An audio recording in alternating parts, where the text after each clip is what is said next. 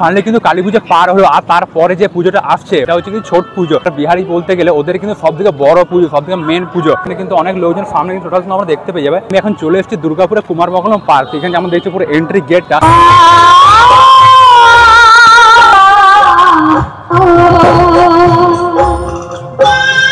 এখানে যেমন দেখছো সবাই কিন্তু আছে, যারা যারা এসছে সব বোম টোম কিন্তু ফাটাচ্ছে। আমি দেখতে পাচ্ছি কত লোকজন আছে, সব হেবি সুন্দর সুন্দর সব লাগছে দেখতে। এখানে দেখে বুঝতে পেরে যাবে, যেমন দেখছো কত রকম জিনিসপত্র কিন্তু আছে। বাপরে, আর এখানে একটা জিনিস দেখলাম, মানে এটা মানে আগে থেকে মানে বুক করে যেতে হয় জায়গাটা, যেহেতু এখানে যেমন দেখছো সিরিয়াল নাম্বার লেখা আছে 47, 247, 48, 250, 251।